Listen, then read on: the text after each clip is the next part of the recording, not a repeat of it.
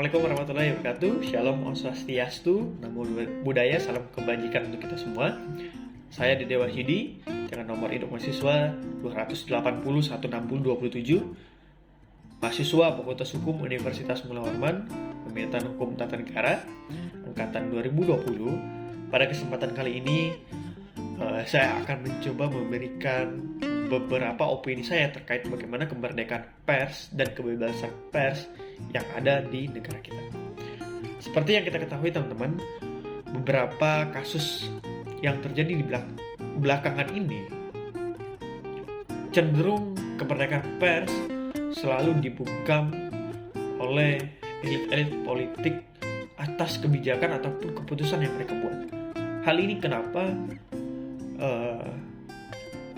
pendapat atau kritikan yang disampaikan melalui media pers terhadap kebijakan yang kemudian dikeluarkan oleh pejabat pemerintahan itu tidak mampu diterima oleh oknum atau pejabat tersebut, sehingga ketidakterimaan tersebut berujung pada pelaporan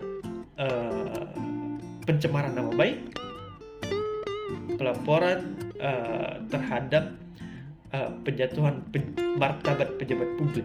Dua hal ini kemudian menjadi alat bagi kaum elit-elit politik untuk membungkam bagaimana jalannya demokrasi.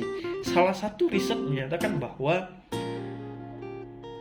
negara yang dapat dikatakan sebagai pelaksana demokrasi yang baik adalah ketika lembaga pers ataupun kritikan yang dikeluarkan oleh media pers itu tidak dibungkam oleh pejabat publik, dan dalam hal ini adalah kaum-kaum yang memegang jabatan di pemerintahan.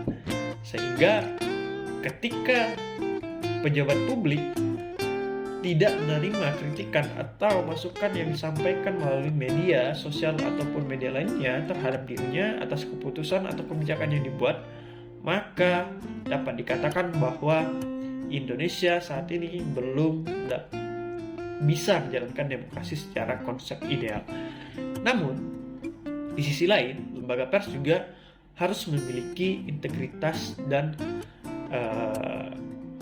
kualitas dalam menyampaikan informasi di berbagai platform. Hal ini kenapa? Karena informasi yang dimuat haruslah berdasarkan fakta, berdasarkan data yang diperoleh secara akurat, bukan hanya untuk kepentingan memperoleh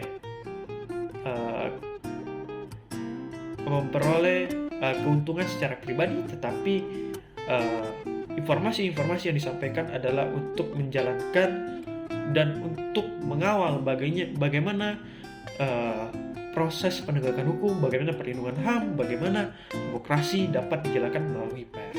Nah, dalam satu konsep atau teori dinyatakan bahwa pers merupakan cabang kekuasaan lembaga negara yang keempat. Nah, yang dalam hal ini pers sendiri merupakan sebagai wadah untuk mengawal bagaimana penegakan hukum di Indonesia, bagaimana perlindungan HAM, dan bagaimana kebebasan demokrasi dapat diwujudkan, yaitu melalui pers. Sehingga ketika dua poin tadi yang saya sebutkan sebelumnya itu disambungkan dan menjadi satu bagian yang menjadi konsep ideal, maka dapat dikatakan bahwa Indonesia merupakan negara demokrasi yang baik. Nah, mungkin itu beberapa poin yang dapat saya sampaikan terkait bagaimana kemerdekaan dan bagaimana kebebasan demokrasi melalui pers yang ada di Indonesia. Sekian dari saya, terima kasih. Wassalamualaikum warahmatullahi wabarakatuh. Shalom Om Swastiastu, Namo Buddhaya, salam kebajikan untuk kita semua.